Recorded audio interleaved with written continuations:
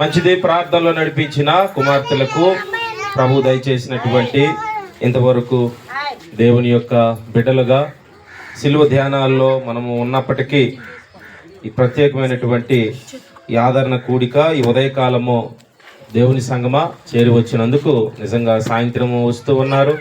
మరలా పని పెట్టుకొని బోడమ్మ గారి యొక్క ఆదరణ కూడిక చేరి వచ్చిన మీ అందరికీ ప్రత్యేకమైనటువంటి వందనాలు చెల్లిస్తూ ఉన్నాం. హల్లెలూయా.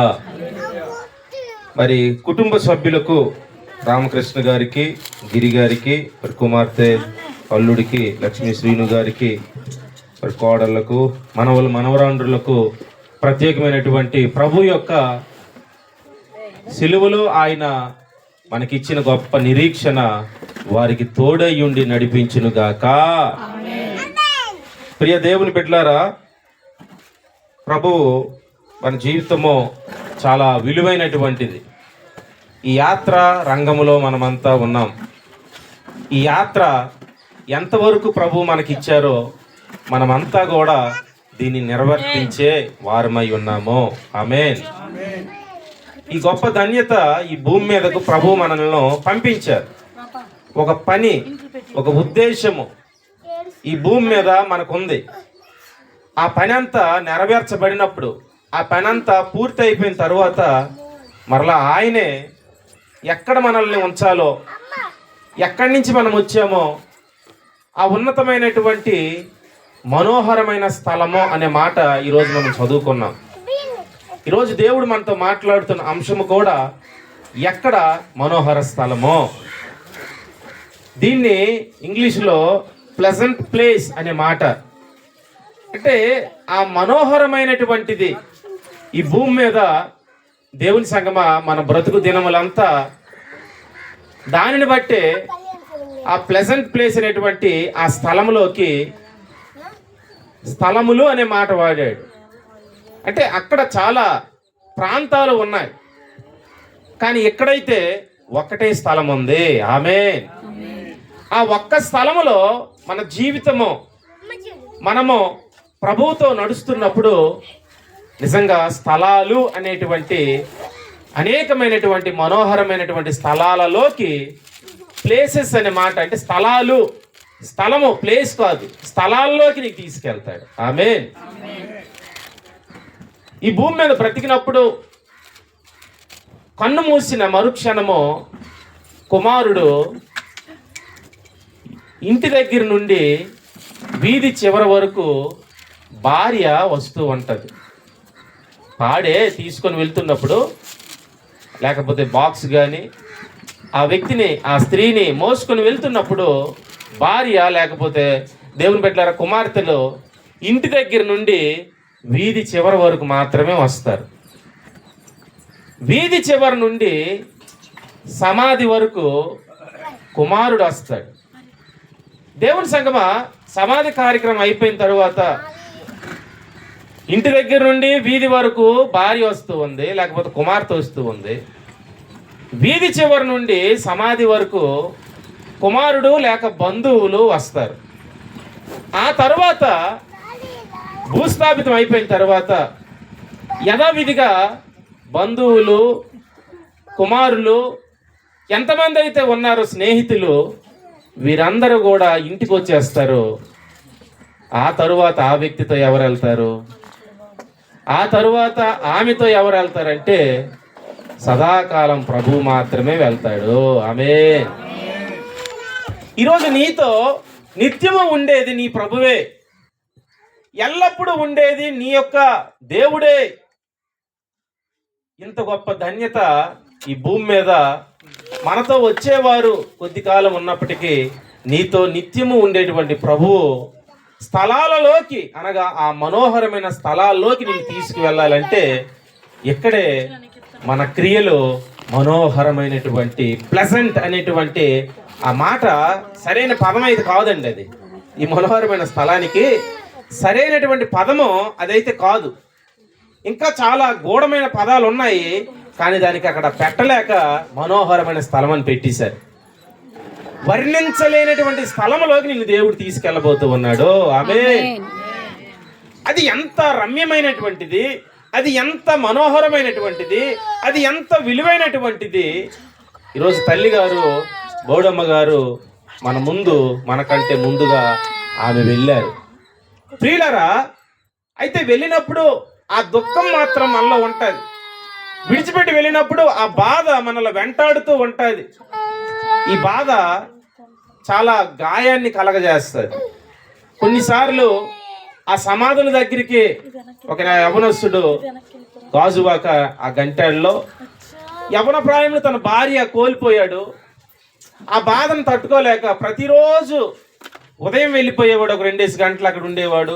సాయంత్రం మరలా వెళ్ళి చీకటి పడినంత వరకు ఆ సమాధి మీద కూర్చొని కన్నీరు మున్నీరుగా ఎంతో దుఃఖంతో చివరికి చనిపోవాలనుకునేటువంటి పరిస్థితిలోకి వెళ్ళిపోతూ ఉన్నాడు. ఇదేంటయ్యా, నువ్వు యవనస్తుడివి, పరిచర్య చెయ్యాలి, నీ మీద నీ తల్లి పెట్టుకున్నటువంటి నమ్మకాన్ని, నీ మీద దేవుడు పెట్టుకున్నటువంటి నమ్మకాన్ని నీవు నిర్వర్తించాలి. నువ్వు ఇలా సమాధి తోటలో నీ జీవితం గడపకూడదు. గడ్డాలు పెరిగిపోయాయి, జుట్టు పెరిగిపోయింది, దుఃఖముతో చీకట్లో కూర్చుంటూ ఉన్నాడు. ఇలా ఎంతకాలం కూర్చుంటావు? ఎంతకాలం ఈ దుఃఖం, ఎంతకాలం ఈ బాధ? చాలా ఏడుస్తూ ఉన్నాడు. ఎంతమంది ఆదరించినా, ధైర్యపరిచినా, బలపరిచినా అవన్నీ కూడా నెట్టేసేసి ఆ దుఃఖంలోనే తన భార్య వైపే తన మనసు చూపుతూ ఉన్నాడు. మరలా యథావిధిగా జీవం కలిగిన దేవుడే ఆ కుమారుణ్ణి ధైర్యపరిచాడు. అద్భుతంగా ఇప్పుడు మరలా సేవ చేస్తూ ఉన్నాడు. చప్పట్లు కూడా సోదరులు చెల్లించండి, హల్లెలూయా. ఇలా ఎన్నో సాక్ష్యాలు ప్రియులారా, వారి యొక్క భర్తలను, వారి యొక్క భార్యలను, వారి యొక్క బిడ్డలను, వారి యొక్క కుమార్తెలను, వారి యొక్క తల్లిదండ్రులను, స్నేహితులను, బంధువులను, ప్రాణానికి చాలా ఎక్కువగా ఉన్నటువంటి అంతగా ప్రేమించిన వారిని కోల్పోయినప్పుడు వారిని మరలా ఆదరించడం మన వల్ల అయితే కాదు. ఎంత కూడా మనం బలపరచలేము. నిజంగా ప్రభువు మాత్రమే బలపరచగలడు, ఆదరించగలడు. ఆమేన్. ప్రియ సంగమా, ఈరోజు కుమార్తెలను, ఈ యొక్క కుమారులను ప్రేమించి చక్కని ఇంత పెద్ద కుటుంబాన్ని ప్రభు దయచేశారు. మరి కుటుంబం అయితే ధైర్యంగా ఉండాలని ప్రభు దాసునిగా తల్లిగారు మనోహరమైన స్థలంలో శ్రీదేవమ్మ గారు మంచి మాట ప్రార్థనలో వాడారు. ఆమె బ్రతికున్న కాలంలో ఎంతో మంచిగా మాట్లాడేవారు అనే మాట ఈరోజు మనల్ని బలపరిచేటువంటి మాట. మీ మాట ఉప్పు వలె ఉండాలని సువార్తలో ప్రభు చెప్తూ ఉన్నాడు. అటువంటి మంచి మాటలు ఆడారని ఇక్కడ భూమి మీద సాక్ష్యాన్ని ప్రార్థనలో కూడా, ఈ ప్రార్థనలో మోషే ఉన్నాడు, సమూయేలు ఉన్నాడు అని అంటాడు కదా కీర్తనలో. అలా ప్రార్థనలో బిడ్డలు ఎత్తబడినటువంటి మన పితరుల కోసము మాట్లాడటం కూడా ఇది ఒక సాక్ష్యము. ఆమేన్. అంటే మనోహర స్థలములోకి వెళ్ళారు. వెళ్ళటానికి ఈ భూమి మీద వారు విడిచిన ఆనవాలను మనం జ్ఞాపకం చేసుకోవటమే ఈ యొక్క మనోహరము. ఆమేన్. ప్రియ సంగమా, నిజంగా ఎంతో అద్భుతమైనటువంటిది. ప్రభు అంటున్నాడు అట్టి వారిని 9వ వచనంలో, అందువలన నా హృదయము సంతోషించుచున్నది, నా ఆత్మ హర్షించుచున్నది, నా శరీరము కూడా సురక్షితముగా నివసించుచున్నది. ఎక్కడైతే ఆ తల్లి పరదేశి అనేటువంటి స్థలములో ఉన్నారు. ఇప్పుడు పరదేశి అనేటువంటి స్థలము, దాన్ని రెస్ట్ ప్లేస్ అనే మాట వాడాడు. విశ్రాంతి స్థలము. అక్కడ వేతన ఉండదు, బాధ ఉండదు, దుఃఖం ఉండదు, మరణ భయం ఉండదు, ఈ రోజుకి ఇది లేదు అది లేదు అనేటువంటి తొందర ఉండదు. ఏది కూడా దేవుని బిడ్డలారా ఆ స్థలములో ఉండదు. అక్కడ ఎంతో క్షేమకరమైనటువంటి ఆ విశ్రాంతి పరదేశిలో మన పితరులు అందరినీ కూడా దేవుడు చెరగా తీసుకెళ్ళి అక్కడ ఉంచాడు. ఆమేన్.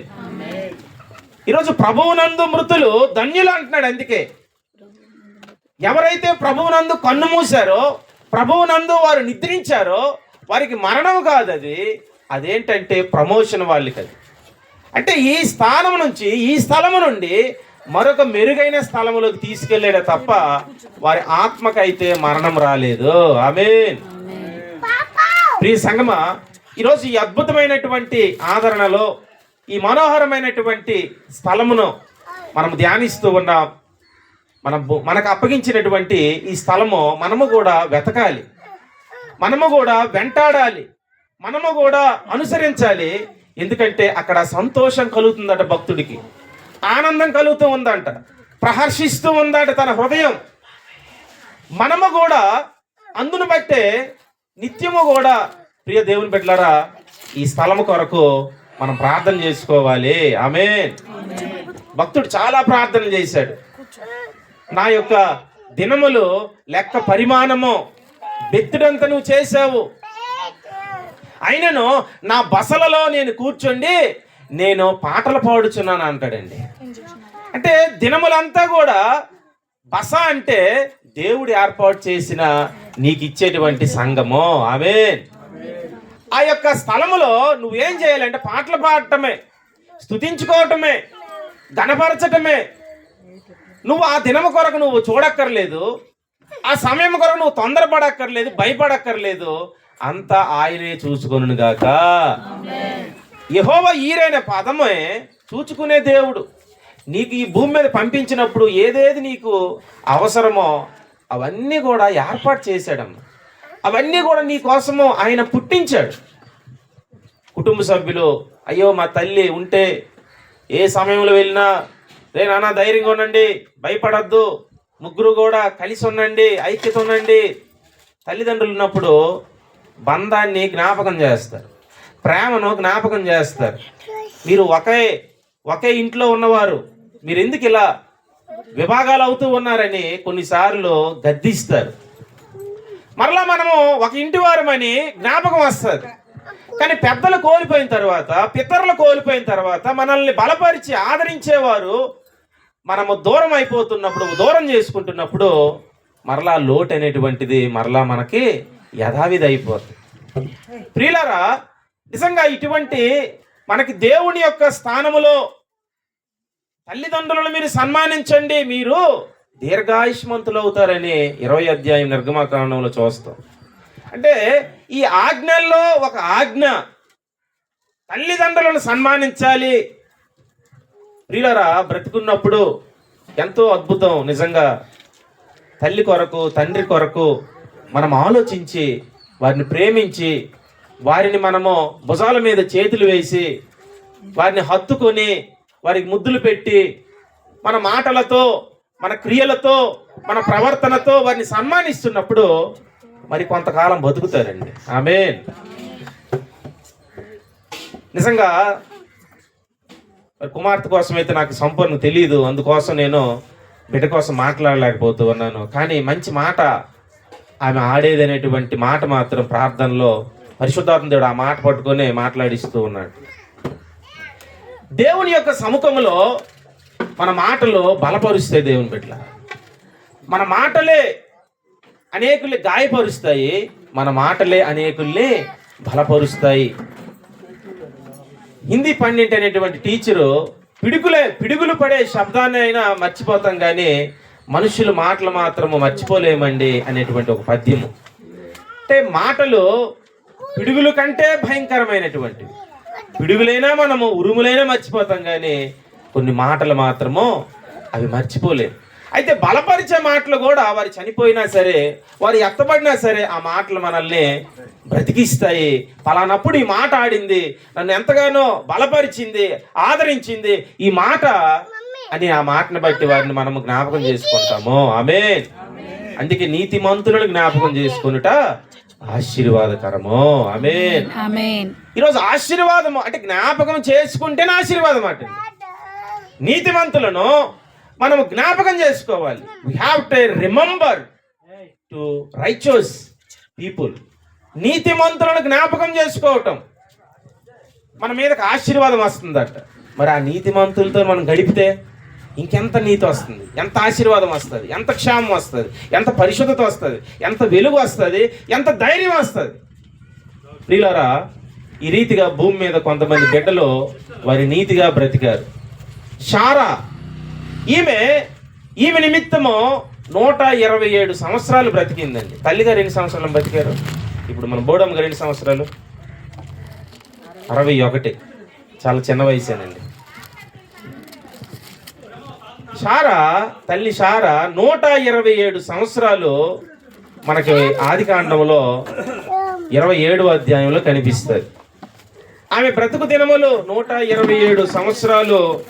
దేవుని సంగమా క్షమించండి, 123 అధ్యాయులు కనిపిస్తుంది. 23 అధ్యాయం 1వ వచనంలోనే శారా 127 సంవత్సరాలు అబ్రహాము భార్య, మన పితరుడైనటువంటి ప్రార్థనా వీరుడు, ప్రార్థనా పరుడు, వాగ్దాన భూమి కొరకు కన్నులెత్తినటువంటి వాడు, బలిపీఠాలు కట్టినవాడు, ప్రార్థన ధూపాన్ని వేసినటువంటి అబ్రహాము భార్య శారా. దేవుని బిడ్డలారా, ఈమె 127 సంవత్సరాలు బతికిందమ్మా. అయితే ఈమె నిమిత్తమో అబ్రహామేమో దేశ దేశాలు తిరుగుతూ ఉన్నాడు. వాక్యం వినండి, చాలా అద్భుతమైన మాటలు మీ కొరకు దేవుడు ఇచ్చాడు. 127 సంవత్సరాలు బ్రతికిన తరువాత కన్ను మూసినప్పుడు అబ్రహాముకి శ్మశాన స్థలం లేదు, బరియర్ గ్రౌండ్ లేదు. ఈ శ్మశాన భూమి లేక అన్య ప్రాంతాల్లో లోకంలో తిరుగుతుంటే హేతు కుమారులైనటువంటి మక్పెలా పొలము, ఈ మక్పెలా పొలము 400 తులముల వెండికి ఆ భూమిని కొన్నాడండి. హల్లెలూయా. ఈ 400 తులాలు ఇచ్చి ఆ హేతు కుమారుల దగ్గర అందరికి వినిపించినట్లుగా గట్టిగా గంభీరంగా ఆ స్థలము, ఆ పొలములో ఒక గుహ ఉంది.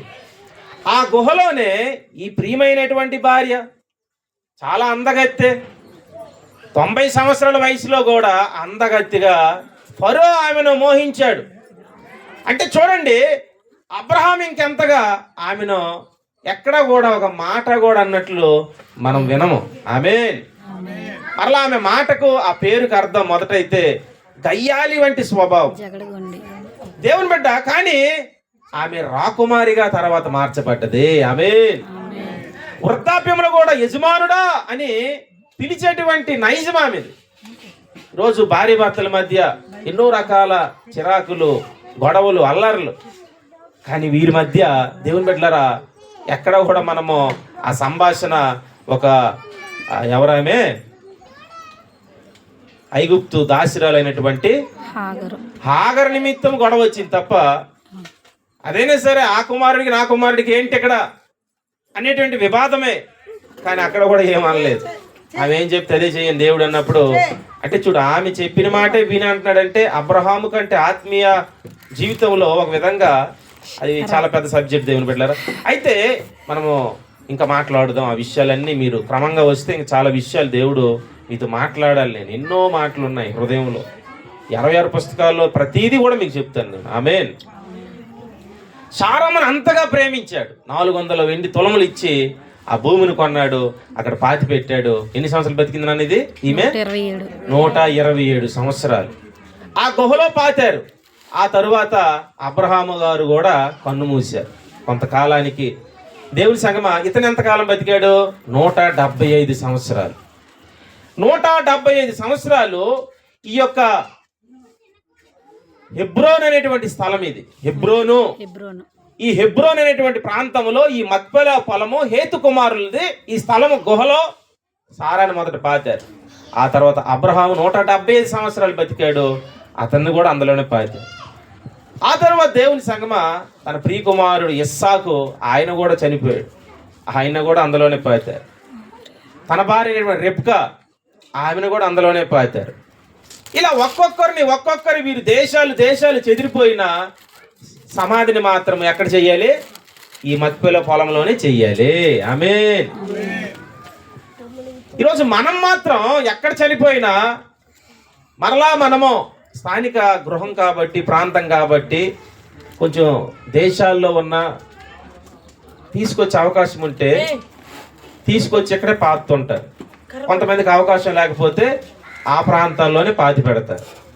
ప్రియులరా, నువ్వు ఎక్కడ పాతినా మనోహర స్థలమైనటువంటి ఈ క్రియ మనం కలిగి ఎప్పుడు ఉంటామో తప్పకుండా దేవుడు మనమంతా ఒక దగ్గరికే వస్తాము. ఆమేన్. అంటే ఇప్పుడు స్థలాల భేదం లేదు. అప్పుడైతే ఒకటే స్థలంలో పాతి పెట్టాలి అనేటువంటి ఒక నియమము, ఒక సిద్ధాంతము. ఇవన్నీ మీకు ఆదివారం చెప్తారు మరికొన్ని విషయాలు, పొందుతాను ఆదివారం కాదు. ఇక్కడ ఈ మక్పెలా పొలములోనే ఈ హేతు కుమారుల దగ్గర కొనబడిన 400 తులములతో కొనబడిన ఆ గుహలోనే పాతేవారు. ఎవరెవరినమ్మా? శారాను, అబ్రహామును, ఇస్సాకును, రెబ్కాను, ఆ తరువాత యాకోబు ఎక్కడికి వెళ్ళిపోయాడు? 430 సంవత్సరాలు ఐగుప్తు అంటే ఇప్పుడు ఈజిప్ట్ అంటూ ఉన్నారు. దేవుని సంగమా, గతంలో బొంబాయి అనేవారు, ఇప్పుడు ముంబాయి. ఇలా కొన్ని పేర్లు మార్చబడ్డాయి. ఈ యొక్క అద్భుతమైనటువంటి ఐగుప్తు దేశంలో కరువు నిమిత్తం అక్కడికి వెళ్ళి బ్రతికారు. అక్కడ ఇతనేమో 49వ అధ్యాయం వచ్చేసరికి ఆది కాండము, దేవుని సంగమా, 12 కుమారులు ఇతనికి ఉన్నారు. యాకోబుకి ఎంతమంది కుమారులన్నా? 12 మంది. అంటే ఇవన్నీ మీకు రాను చెప్తాను. 12 మంది కుమారులు, అదంతా మరలా మీకు వాక్యం మీద మనసు ఉండదు, అందుకు నేను ఒక్కొక్కటి మీకు అర్థమవునట్లు వివరిస్తూ ఉన్నాను. అక్కడే పాతి పెట్టారు. ఈ యాకోబు కన్ను మూసే సమయము ఐగుప్తు, సమాధి ఉండేది ఎక్కడుంది? కానాను దగ్గర ఉన్నటువంటి హెబ్రోను స్థలంలో ఉంది, చాలా దూరము. దేవుని పెట్టారా? అయితే ఇక్కడ చెప్తూ ఉన్నాడు, నానా నన్ను మాత్రము మీరు ఎక్కడ పాతుతారంటే, నా తల్లిదండ్రులు. ఇతనికి 2 భార్యలు కదా. మొదటి భార్య లేయ, రెండో భార్య రాహేల్. మార్గంలో వెళ్తూ ఉంటుండగా, చూడండి 100 కోట్ల మాట, ఒక మాట వినండి. మార్గంలో వెళ్తూ ఉంటుండగా బేతేలు చూడడానికి వెళ్తున్నప్పుడు, ఈమె గర్భంతో ఉన్నప్పుడు సిలువ ధ్యానాలు చెప్పాను, రాహేలు కనలేక బెనోని అని చెప్పి చనిపోయింది. వెంటనే ఆ స్థలము, దేవుని బిడ్డలారా, అది బెత్లెహేముకు దగ్గరలో ఉన్న స్థలం. బెత్లెహేముకు ఉన్నటువంటి దగ్గరలో ఆమె చనిపోయింది. ఈమెనేమో బెత్లెహేముకు దగ్గర పాతి పెట్టారు. ఎవరిని? రాహేల్ని. లేయాని అక్కడ పాతి పెట్టారంటే మక్పేల పొలంలోనే పాతి పెట్టారు. నాన్న వాక్యం వినండిరా. మీరు ఇక్కడ ఈ మలుపు కానీ వినకపోతే మీకు వాక్యం అర్థం అవ్వదు. 2 భార్యల్ని 2 స్థలాల్లో పాతి పెట్టాడు. మొదటి భార్య అయినటువంటి లేయాను అబ్రహాము, ఇస్సాకు, రిబ్కా, షారా పాతి పెట్టిన స్థలంలో లేయాను పాతాడు. లేయ కన్నులు జబ్బు కలిగిన కన్నులని వారి నాన్నగారు అంటున్నారు. అంటే ఆ దినాల్లో ఆమెకి ఐ ఇన్ఫెక్షన్ ఉండేది, ఈ కంటి సమస్య, ఆమెకి సంబంధాలు వచ్చేవి కాదు. కానీ చిన్న బిడ్డ ఈ రాహేలు మాత్రం అందగా వస్తే ఈమెను ఏ సంబంధమైనా ఈమెకు వస్తుండేది. పెద్దదానికి వివాహం చేయకుండా చిన్నదానికి వివాహం చేయటము ఆ దేశం యొక్క నియమము కాదు. కానీ నేటి దినాల్లో కూడా ఆ నియమాలు ఉన్నాయి. అదేంటండి, పెద్ద అబ్బాయి ఉన్నాడు, 2వ అబ్బాయి ఉన్నాడు, 3వ అబ్బాయి ఉన్నాడు, వాడికి కాకుండా చిన్నవాడిని అడుగుతారేంటి, చిన్న అమ్మాయిని అడుగుతారేంటి, అయినప్పటికీ జరిగిపోతూ ఉన్నాయి. దేవుని సంగమా, ఇక్కడ ఈ నియమం ప్రకారము ఆ కొనసాగుతూ ఉంటుండగా ఇక్కడ యాకోబు తాను పెద్ద భార్యను మక్పేల వాగ్దాన స్థలంలో పాతాడు. చిన్న భార్య రాహేలును ఆ యొక్క బెత్లెహేము ప్రాంతంలో పాతాడు. ఎవరిని ఎక్కువ ప్రేమించాడు? రాహేల్ని ఎక్కువ ప్రేమించాడు. ఎన్ని సంవత్సరాలు కొలువు చేశాడు? 20 సంవత్సరాలు. అంటే 16 సంవత్సరాలు ముందు కొలువు చేశాడు. 8, 16 మరలా ఎక్స్ట్రా, మరలా ఫ్రీగా బోనస్గా మిగిలిన 4 సంవత్సరాలు కలపండి, ఇంకెందుకు నేను చేస్తానులేండి. అతనికట ఆ దినాలట చాలా తక్కువలా అనిపించాయి. అంటే ప్రేమ ఎంతగా ప్రేమించాడో మరి ఆమెని. పనులు చేసుకునేనండి, ఆ ఎండలో తడిసేవాడు, మంచులో తడిసేవాడు, వానలో తడిసేవాడు, ఇంక తడ్డమే ఆయన పని. ఎండిపోయాడు, తడిసాడు, ఎండడం, మంచుకి తడ్డం, చాలా బాధలు పడ్డాడు. కానీ అతనికటది ఆ ప్రేమను బట్టి అవి ఏమీ అనిపించలేదు. చప్పట్లు కూడా సోదరులు చెల్లించండి, హల్లెలూయా. అయితే ఈమెను ఎక్కడ పాతాడు? బెత్లెహేములో పాతాడు. పెద్ద భార్యను ఎక్కడ పాతాడు? అయితే ఇప్పుడు చనిపోతున్నాడు కదా, ఐగుప్తులో చనిపోతున్నాడు. ఇతను కూడా ప్రాణాలు పోతున్నాయి. మంచం చుట్టూ 12 మంది కొడుకులు వచ్చారండి. అమ్మ వినండి, 12 మంది కుమారులు కూడా యాకోబు చుట్టుముట్టారు. ఒక్కొక్కరిని ఆ 49 అధ్యాయులు దీవించేస్తున్నాడు. రే నాన్న, పెద్ద కుమారుడా, 2వ కుమారుడా, 3వ కుమారుడా, ఇలా 12 కుమారులు కూడా ఒక్కొక్క జీవని ఇచ్చాడు. మనం ఎలాగైతే ఆస్తి తాళాలు ఇచ్చేస్తామో, భూములు పనిచేస్తామో, బీరువాలు ఇచ్చేస్తామో, ఇతనేమో వాగ్దానాలు ఇచ్చేస్తాడు. ఇచ్చి అంటున్నాడు, నానా ఇదిగో నేను అన్య దేశంలో ఉన్నాను, ఐగుప్తులో ఉన్నాను, నన్ను మాత్రం మీరు దయచేసి ఎక్కడ పాతద్దురా బాబు, నన్ను ఎక్కడ పాతాలి? మక్పేల. ఎక్కడ ఇష్టపడుతున్నాడు? తల్లిదండ్రులు. దేవుని బిడ్డలారా, మీరు చెప్పండి అమ్మా, ఎక్కడ పాతమని కుమారులు అడుగుతున్నాడు. ఎవరిని ఎక్కువగా ప్రేమించాడు? భార్యల్లో ఇద్దరిని. మరి ఎక్కడ పాతమంటాడు? మక్పేలలో. లేయాను ఎక్కడ పాతాడా? లేయాను పొలం అంటాను నువ్వు. లేయాను పాత పెట్టిన దగ్గర. అవునమ్మా, ఇతను మరి ఎక్కడ పాతి పెట్టమంటాడు? ఎవరిని ఎక్కువ ప్రేమిస్తే చూడండి. కొంతమంది మొన్న ఒక పాస్టర్ గారే వాళ్ళ భార్య చనిపోతే ఆదరణ కూడికి వాకింగ్ పిలిచారు. ఇచ్చాపురం దగ్గర కవిటి వాకింగ్ చెప్తుంటే వాళ్ళ కుమారుడికి లాస్ట్లో వందన సమర్పణ అంటున్నాడు. రే నాన్న, అమ్మన పాతిన దగ్గర నన్ను కూడా అక్కడ ఒక గుమ్ము తీసి ఉంచండి అంటున్నాడు. ఇదే నాయన అనుకున్నాను నేను. అంటే ఆల్రెడీ ఇంకా అద్భుతమైన పరిచర్య ఇంకా ఉంది. తన భార్య మీద ఎంత ప్రేమో, ముందుగానే ఎవరైనా తీసేస్తారేమో గుమ్ములు కట్టని అక్కడ గుమ్ము తీసి ఉంచండి, ఎప్పుడైనా సరే ఆ గుమ్ము నాదే రిజర్వేషన్ చేసుకుంటున్నాడు. అంటే ఎంత ప్రేమిస్తే ఆ మాట అంటారండి. సమాధి కూడా మనల్ని వేరు చేయకూడదు. హల్లెలూయా. అంటే ప్రేమ ప్రేమ ఒక సేవకుడే తన భార్యని ఎంత ప్రేమించాడో మరి తన చిన్న కుమారుడు చెప్తున్నాడు. మరి ఇక్కడ యాకోబు ఏం చెప్తున్నాడు? ఎక్కడ పాతమంటున్నాడు? లేయా దగ్గర. కానీ అక్కడ బెత్లెహేముల పాతమనట్లే. ఇతను ఎక్కడ తెలిసి చెప్తున్నాడు కుమారులకి?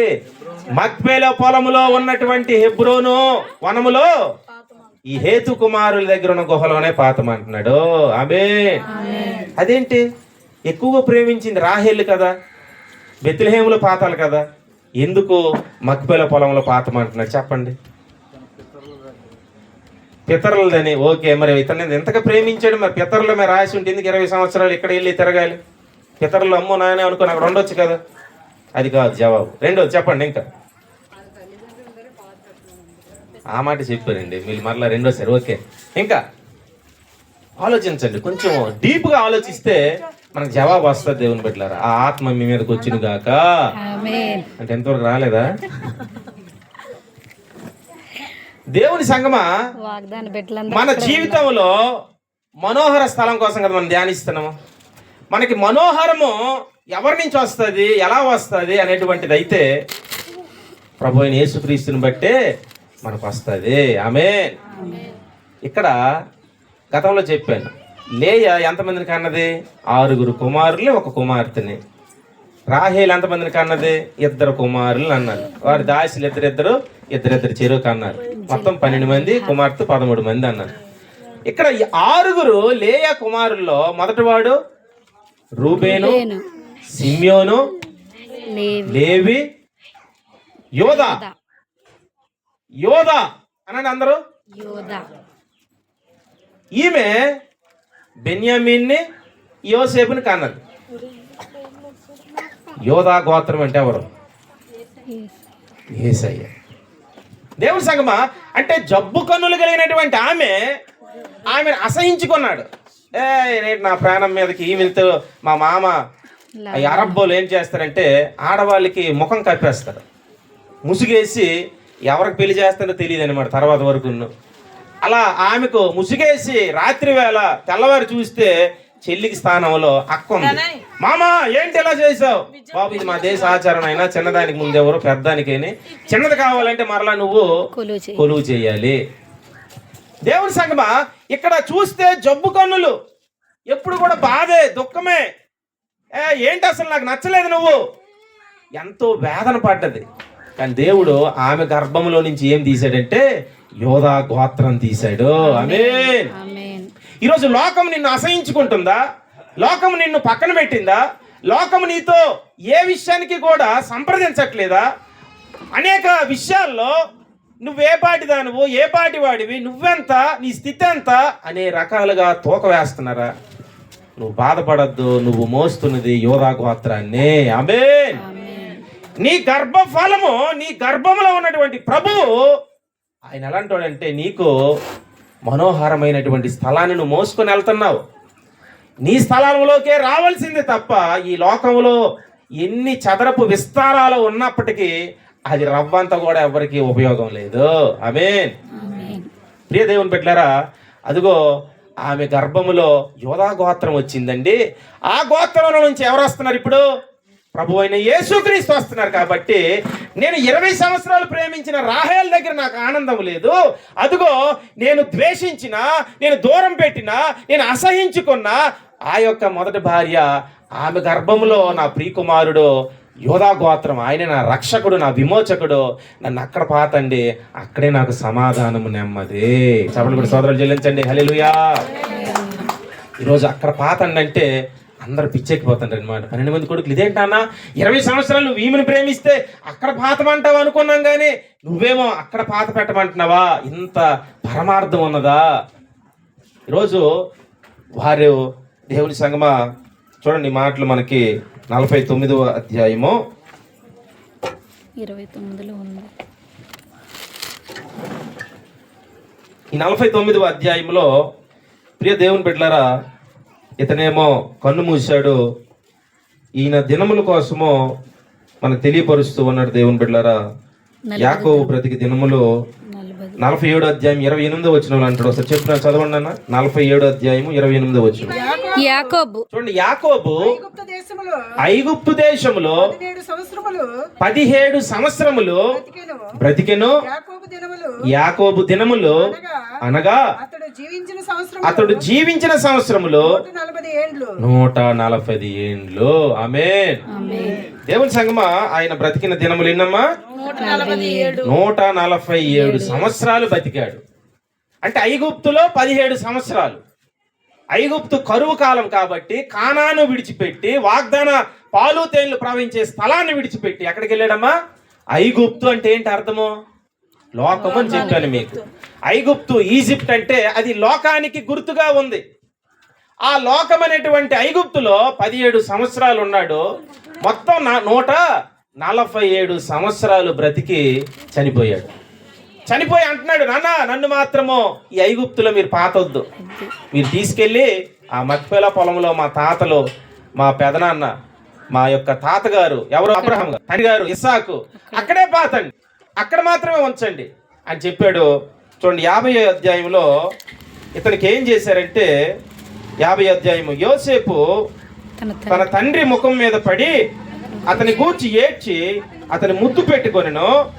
తరువాత యోసేపు సుగంధ ద్రవ్యములతో తన తండ్రి శవమును సిద్ధపరచవలనని తన దాసులైన వైద్యులకు ఆజ్ఞాపించారు. ఆ వైద్యులు ఇశ్రాయేలును సుగంధ ద్రవ్యములతో సిద్ధపరిచిరి. ఎన్ని రోజులైందట సుగంధ ద్రవ్యాలు? 40 రోజులు పట్టింది. మనమైతే ఉదయం చనిపోతే, అరే చాలా దూరంలో ఉన్నాడు, రాలేదు, ఇంకా ఫోన్ చేయండి, 2 రోజులు 3 రోజులు చూస్తాం. దేవుని సంగమా, ఇంకా తీసుకెళ్ళిపోవటమే. కానీ ఇక్కడ సుగంధ ద్రవ్యాలతో 40 రోజులు సిద్ధపరిచారట. అంటే ఐగుప్తులో ఉన్నటువంటి ఆ అద్భుతమైనటువంటి సిద్ధపాటు ఇప్పటికీ మమ్మీస్ అంటారు. ఆ చనిపోయినటువంటి మృత దేహాలను వారు ఆ యొక్క సుగంధ ద్రవ్యాలతో చుట్టినప్పుడు అవి ఎప్పటికీ కూడా అలాగే ఉన్నారండి. శరీరం అయితే అలాగే ఉంది, చెక్కు చెదరకుండా. అంత టెక్నాలజీ అన్నమాట, అంత అద్భుతమైనటువంటిది. ప్రియులారా, 147 సంవత్సరాలు బతికినటువంటి యాకోబు ఐగుప్తులో 40 రోజులు సుగంధ ద్రవ్యాలతో చుట్టారట. ప్రత్యేకమైనటువంటి సిబ్బంది, ప్రత్యేకమైనటువంటి తైలము, చాలా సువాసన, దుర్వాసన రాకుండా ఆ యొక్క దేహాన్ని అమర్చుతూ ఉన్నారు. ఆ తర్వాత అయిపోయింది అనేసరికి చూడండి 3వ వచనము, సుగంధ ద్రవ్యములతో సిద్ధపరచబడి వారి కొరకు, సుగంధ ద్రవ్యములతో సిద్ధపరచబడి వారి కొరకు దినములు సంపూర్ణమగునట్లు, అక్కడేమో దినములు సంపూర్ణమగునట్లు అతని కొరకు 40 దినములు సంపూర్ణమాయను. అతని గూర్చి ఐగుప్తులు 70 దినములు అంగలార్చిరి. చూడండి చాలమ్మా, 40 రోజులేమో సుగంధ ద్రవ్యాలతో చుట్టారు. ఆ తరువాత 70 రోజులు ఏడ్చారటండి. మొత్తం ఎన్ని రోజులు అయ్యాయి? 70, 40, 110 రోజులు ఇంకా డెడ్ బాడీ అక్కడే ఉంది. 70 రోజులు ఏడవడం ప్రారంభించారు. ఈ మధ్యకాలంలో ఒక ట్రెండ్ ఏంటంటే, అది సిటీల్లో ఉందండి ఇప్పటికీ కూడా. ఒక యాప్ ఉంటుంది, ఇంట్లో ఎవరైనా చనిపోయారు అనుకోండి, డబ్బున్న వాళ్ళు, ఏడవటానికి ఎవరు ఇష్టపడరంట. ఆ ఊర్లో ఒక టీం ఉందన్నమాట.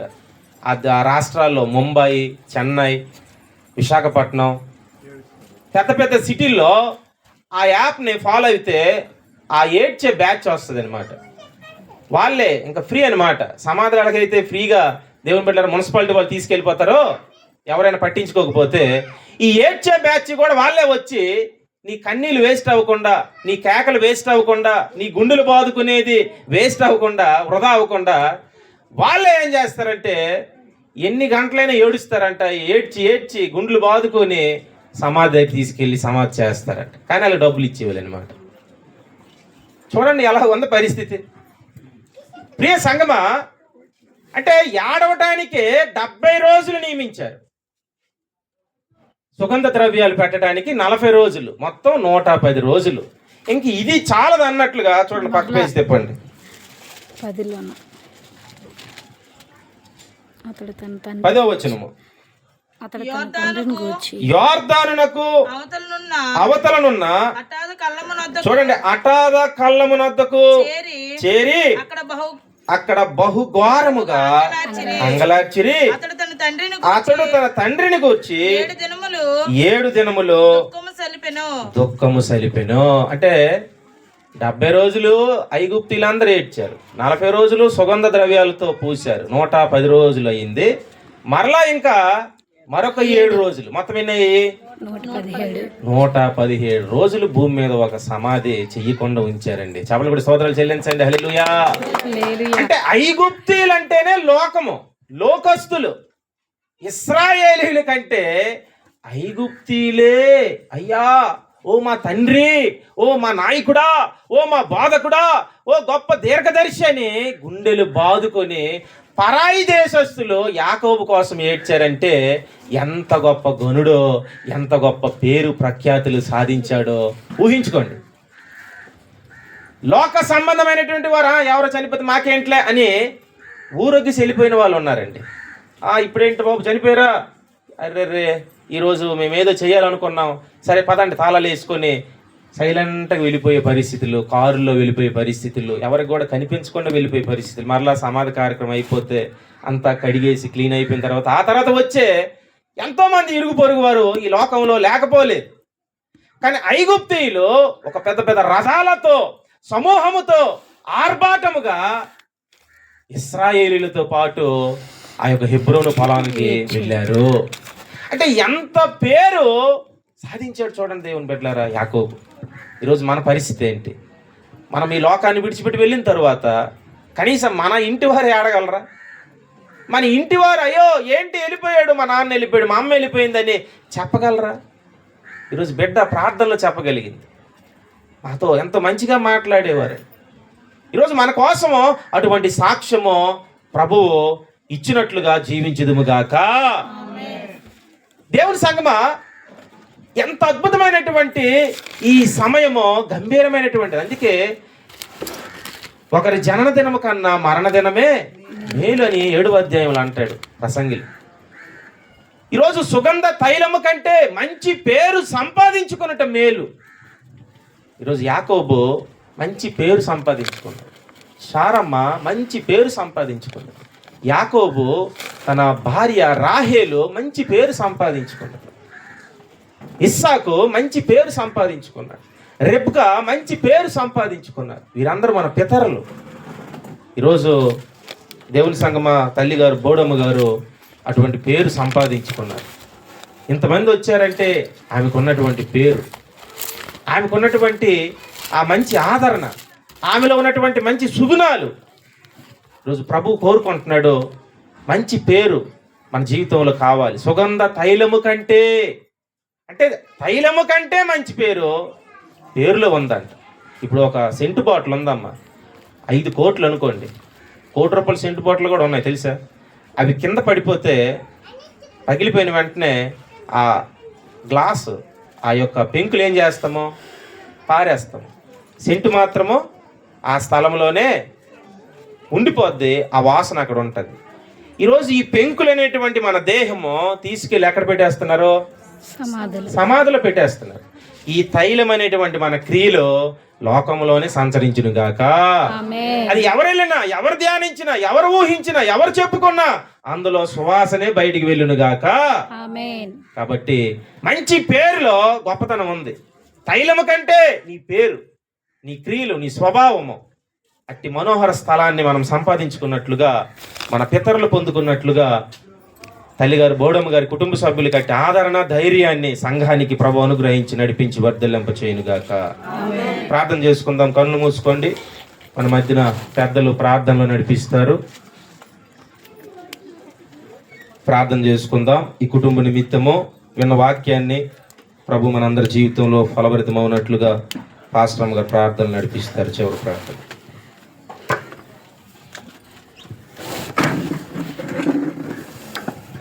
ప్రార్థన చేసుకుందాం. స్తుతులు స్తోత్రాలతో నిత్యము పరిశుద్ధుడు పరిశుద్ధుడు పరిశుద్ధుడు అని స్తుతింపబడుచున్న మా ప్రాణ ప్రియుడానికి స్తోత్రాలు తండ్రి, వందనాలు అయ్యా. ఇంతవరకు తండ్రి నీ పరిశుద్ధుల సహవాసంతో ఇలాగ తండ్రి గొప్ప మర్మంతో కూడిన లేఖన భాగంలో ధ్యానించడానికి, వినడానికి తండ్రి ఇటు గొప్ప ధన్యతను తండ్రి ఈ మెమోరియల్ సర్వీస్లో మాకు అనుగ్రహించావు తండ్రి. అందుని బట్టి నీకు స్తోత్రాలు, వందనాలు తండ్రి. ఇదిగో తండ్రి కిందల బోడమ్మ గారి తండ్రి జ్ఞాపకార్థ కూడిక పెట్టుకున్నారు తండ్రి. అయ్యా అందుని బట్టి నీకే మహిమ కలుగును తండ్రి. అయ్యా తండ్రి కూడి వచ్చిన బిడ్డలందరినీ జ్ఞాపకం చేసుకోండి. ప్రత్యేకంగా తండ్రి బోడమ్మ గారి కుటుంబ సభ్యులు తండ్రి, అయా 2 కుమారులు కోడళ్ళను తండ్రి, మనవల మనవరాళ్ళ కుమార్తెను అల్లుడిని కూడా జ్ఞాపకం చేసుకోండి. అయ్యా ఆ బిడ్డ తండ్రి బోడమ్మ గారు లేని లోటును తండ్రి నీవే తీర్చండి తండ్రి. అయ్యా నిజమే తండ్రి, మా పితరులు తండ్రి అయ్యా వాగ్దాన ఫలమును పొంది మరణించారు తండ్రి. ఈనాడు తండ్రి బోడమ్మ గారు కూడా తండ్రి మంచిగా బ్రతికి సాక్ష్యాన్ని తండ్రి కలిగి జీవించి మరణించిందని తండ్రి నీ వాక్యం ద్వారా తండ్రి మాకు తెలియచెప్పావు తండ్రి.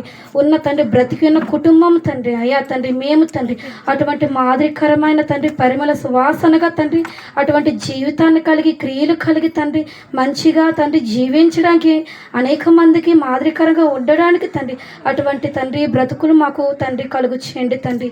నిజమే తండ్రి అయ్యా మేము తండ్రి అనేక మందికి తండ్రి ఒక ఓపెన్ బుక్లా ఉండాలి తండ్రి, పరిమళ సువాసనగా ఉండాలి తండ్రి. అయ్యా అనేక మందికి తండ్రి అయ్యా చాటి చెప్పే వారిగా ఉండాలి తండ్రి. ఈనాడు తండ్రి మేము మరణించక ముందే తండ్రి మా క్రియల ద్వారా తండ్రి అయ్యా ఒక్క బిడ్డనైనా మార్చడానికి తండ్రి, మారు మనసు పొందడానికి తండ్రి అటువంటి తండ్రి జీవితాన్ని మాకు అనుగ్రహించండి తండ్రి. ఈ కుటుంబం తండ్రి పెద్ద దిక్కు లేనందున తండ్రి అయ్యా ఆ కుటుంబంలో ఎవరైతే ఎక్కువ ఇబ్బంది పడుచున్నారో తండ్రి ఆ బిడ్డలు జ్ఞాపకం చేసుకోండి, కుమారులు జ్ఞాపకం చేసుకోండి. తల్లి లేని లోటును తీర్చండి తండ్రి. అయ్యా కుమార్తెకు కూడా ధైర్యాన్ని చెప్పండి తండ్రి. అయ్యా లక్ష్మమ్మకు కూడా తల్లి లేని లోటును తీర్చండి తండ్రి. నీవే కుటుంబాన్ని ఆశీర్వదించండి తండ్రి. అయ్యా నానమ్మ తండ్రి అమ్మమ్మ ఎలాగ నడిచిందో తండ్రి ఆ నడవడికను తండ్రి ఉన్న మనవళ్ళు మనవరాళ్ళు అటు విధంగా నడిచేలాగా నా బిడ్డలకు కూడా యూత్ బిడ్డలకు తండ్రి అటువంటి జ్ఞానాన్ని అనుగ్రహించండి తండ్రి. కుడి వచ్చిన బిడ్డలందరినీ జ్ఞాపకం చేసుకోండి తండ్రి. ప్రత్యేకంగా ఈ కుటుంబానికి తండ్రి విడువబడిన ఈ కుటుంబానికి తండ్రి ఆదరణకర్తగా ఉండే ఆదరణ కలుగు చేయండి. ఓదార్పును కలుగు చేసి నీ మహిమ కొరకు తండ్రి బిడ్డలను మమ్మల్ని సకల పరిశుద్ధుల్లో వాడుకుంటాం నమ్ముచు నజరేయుడైన యేసు నామమున అడుగుచున్నాము తండ్రి, ఆమేన్. మంచిది. పరలోక ప్రార్థనకు వెళ్లే ముందు మరి కుటుంబ సభ్యుల్లో ఎవరైనా వందన సమర్పణ చేయండి అమ్మా. చేయరా? పరలోక ప్రార్థన చేసుకుందాం. పరలోకమందున్న మా యొక్క తండ్రి, మీ నామం పరిశుద్ధపరచబడును గాక, మీ రాజ్యం వచ్చును గాక, మీ చిత్తం పరలోకమందు నెరవేర్చబడినట్లు భూమి మీద నెరవేర్చబడును గాక. మన దినాహారం మాకు దయచేయము, మా రుణస్తులు క్షమించిన ప్రకారం మనకు క్షమించము, మన శోధనలోకి తేక కీ నుండి తప్పించము. ఎందుకనగా రాజ్యము శక్తి మహిమ బలం నిరంతరం నీవై ఉన్నావు తండ్రి. అద్వితీయ దేవుడు, జీవం కలిగిన తండ్రి, కుమార పరిశుద్ధాత్మ మనోహరమైన స్థలములలో మనకు పాలు ప్రాప్తించెను. అట్టి వాగ్దానము విడిచిపెట్టబడినటువంటి బోడమ్మ గారి కుటుంబ సభ్యులకును చేరి వచ్చిన సంఘమునకును సకల పరిశుద్ధులకును సార్వత్రిక సంఘమునకును సదాకాలము ప్రభువు హెబ్రోనులో చేర్చబడేటువంటి మక్వెలా పొలములో వాగ్దాన నిరీక్షణ ప్రభువు మనకు కూడా సంఘం అనేటువంటి సహవాసములో సదాకాలము మనోహరమైనటువంటి సువాసన స్థలముగా సిద్ధపరుచుకున్న బిడ్డలుగా నడిపించి వర్ధలింప చేయునుగాక. అందరికి వందనాలు. దేవుని బిడ్డలారా, మరలా సాయంత్రము యథావిధిగా శిలువ ధ్యానాలు ఉన్నాయి. కుమారుడు సింహాచలము శ్రీదేవి గారి గృహంలో 47వ రోజుగా, క్షమించండి 37 రోజుగా, 47 అంటే బర్త్డే గుర్తురేస్తుంది దేవుని బిడ్డలు. యాకోబు 147 జ్ఞాపకం చేసుకుందాం. సాయంత్రం కలుద్దాం. వందనాలు అందరికీ. దేవుని బిడ్డలారా, మరి ప్రేమ విందు ఏర్పాటు చేశారు, స్వీకరించండి. వందనాలు.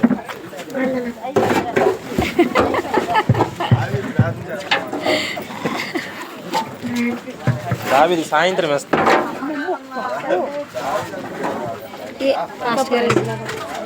ఎప్పుడు ఇచ్చిన దావీదు గారు చేయడం భోజనాలకి పిల్లలు